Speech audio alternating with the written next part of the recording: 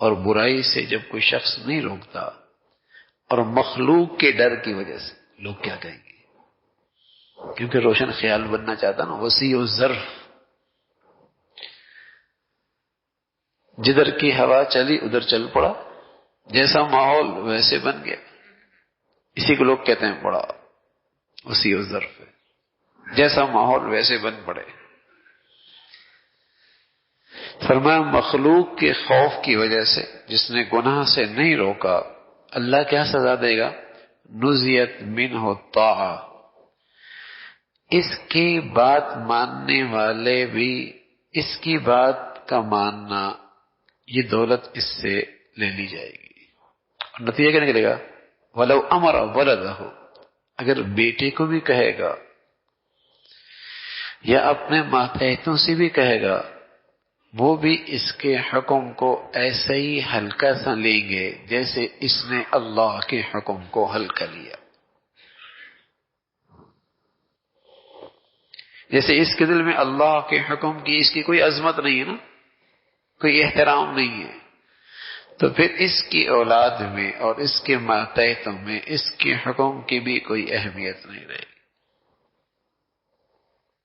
گناہ سے نہیں روکا. بس اوقات بچوں کو، بچیوں کو لاڑ پیار میں پالا جاتا ہے اور اللہ کا خیال نہیں رکھا جاتا. ایک وقت آتا ہے یہی اولاد اپنے ماں باپ کا خیال نہیں رکھتی. جب انہوں نے اس کی تربیت میں اللہ کا لحاظ نہ رکھا، ایک وقت آئے گا وہ بھی اس کا لحاظ نہیں رکھیں گے. اور کوئی شخص اپنی بیوی کے مانتے مانتے یہاں پہنچا کہ اللہ کی نافرمانی ہوتے دیکھا اور نہیں روکا، ایک وقت آئے گا بیوی کے دل کے اندر شوہر کا احترام ختم ہو جائے گا.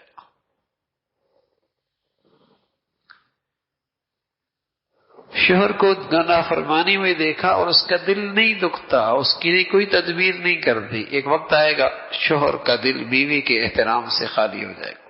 جیسا گناہ ویسی سزا، جیسا گناہ ویسی سزا. کہ انہوں نے اللہ کی نافرمانی دیکھی اور اس نے روکا ہی نہیں. روک سکتا تھا تو اللہ یہ سزا دیتا ہے. پھر بس اوقات کہتے ہیں سنتے نہیں تو کیسے سنیں؟ آج تک ہم نے بھی تو نہیں سنی اللہ کی، یہ خیال ہی نہیں کرتا. ہم نے کون سا اللہ کا خیال رکھا ہے؟ یہ تو سنتا ہی نہیں. تو ہم نے کتنی سنی؟ یہ مانتا نہیں ہے، ہم نے کتنی مانی ہے؟ تو اس نہ سننے کی سزا، اس نہ ماننے کی سزا بس اوقات اپنے ماتحتوں میں نظر آتی ہے، اپنے اولاد میں نظر آتی ہے، وہ چیزیں نظر آتی ہیں. تو رسول اللہ صلی اللہ علیہ وسلم کی یہ حدیث کا مفہوم ہے کہ جب امر بالمعروف اور نہی عن المنکر مخلوق کے خوف کی وجہ سے ترک کر دیا جائے، لوگ کیا کہیں گے؟ لوگ کیا کہیں گے؟ تو اللہ یہ سزا دیتا ہے کہ اس سے اطاعت کی دولت لے لی جاتی ہے، یعنی اس کی اولاد اور اس کے ماتحت بھی اس کی اطاعت نہیں کرنا. جب کوئی گناہ چپکے سے ہو، تنہائی میں، خلوت میں ہو، اکیلا شخص کر رہا ہو، کسی اور کی نظروں سے نہ گزرا ہو، کسی اور کی نظروں کی رسائی وہاں تک نہ ہوئی ہو، چپکے سے کیا، تو اس گناہ کی نحوست بھی اسی شخص تک ہوگی جو شخص کر رہا ہے. لیکن وَإِذَا ظَهَرَتْ، لیکن جب گناہ پورا گھر دیکھ رہا ہے، سب کے سامنے وہ گناہ ہو رہا ہے، سارے دفتر میں ہو رہا ہے، جب گناہ علی الاعلان کھلے عام ہو رہا ہے، تو لم تغیر، اور اسے نہیں روکا گیا، ورت العام، پھر اس کی نحوست ایک شخص تک نہیں ہوگی، سب تک ہوگی. اس لیے کہ پھر اس گناہ میں سب شریک ہو گئے. یہ روک سکتا تھا، نہیں روکا. ایک ہے نا نہ روک سکے، پھر وہ اس پر نحوست بھی نہیں ہوگی. تو گناہ جب کھلے عام ہوگا اور سب دیکھ رہے ہیں اور روک سکتا ہے اور نہیں روک رہا، تو گناہ سب کر رہے ہیں، تو اس کی نحوست بھی پھر سب کے لیے ہوگی. پھر سب کے لیے ہوگی. اکیلے کیا، تنہا کیا، نظروں سے اوجھل کیا تو اس کی نحوست، اس کا ضرر صرف گناہگار تک محدود رہے گا. لیکن جب گناہ عام ہو رہا ہے، اعلان ہے، سب کی آنکھوں کے سامنے ہے اور روک سکتے ہیں، نہیں روک رہے، پرواہ ہی نہیں ہے، کوئی بات نہیں. بیٹا ہے نا دیکھتی رہے، بیٹی ہے نا دیکھتے رہے، بیٹا ہے نا دیکھتے رہے.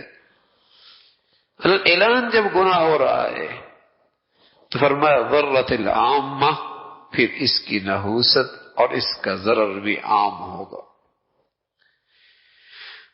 فرمایا رسول اللہ صلی اللہ علیہ وسلم نے کہ سیظہر شرار امتی علی خیارها، ایک وقت آئے گا شریر لوگ اس امت کے نیک لوگوں پر غالب ہوں گے.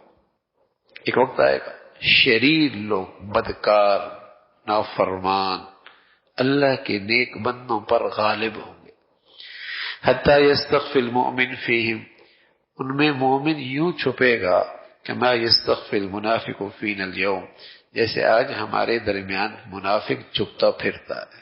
جیسے منافق اپنا ایمان آج ظاہر نہیں کر سکتا، مدینہ منورہ کی بات ہے، ظاہر نہیں کر سکتا. فرمائے گا وقت آئے گا ایمان کو، اپنا ایمانی زندگی کا اظہار کرنا ایسی مشکل ہو جائے گا. ایسے فاسق فاجر غالب ہو جائیں گے، ایسے فاسق فاجر غالب ہو جائیں گے. پھر رسول اللہ صلی اللہ علیہ وسلم نے بتایا کہ ایک وقت آئے گا کہ یذوب فیہ القلب المؤمن کما یذوب الملح فی الماء، کہ ایک مومن کا دل ایسے پگھلے گا جیسے پانی میں نمک پگھلتا ہے. کیسے کہ مما ذاک یا رسول اللہ ایسا کیوں ہوگا، مومن کا دل یوں کیوں پگھلے گا؟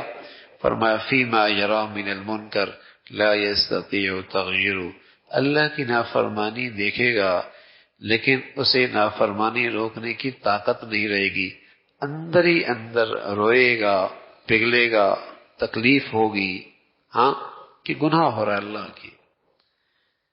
اتنی تکلیف اٹھا رہا ہے کہ اندر ہی اندر اس کا دل پگھل رہا ہے جیسے نمک پانی بھی پگھلتا ہے. ایک مومن کا دل بھی ایسی پگھلے گا. تو میرے عزیزو، یہ تو ایمان کی نشانی ہے، یہ تو ایمان کی آخری درجہ یہ ہے. کوئی تدبیر کارگر نہیں، ہاتھ سے نہیں روک سکتا، زبان سے نہیں کہہ سکتا. آخری درجہ ہے اپنے دل کا درد تو پیدا کر سکتا ہے، سوچ تو سکتا ہے نا کہ اس گناہ کو کیسے روکوں، تو پھر بھی اس گناہ کی نحوست سے بچ جائے گا، پھر بھی اس گناہ کی گندگی اور ضرر سے محفوظ رہے گا. اللہ ہم سب کو ایسا ایمان نصیب فرما دے.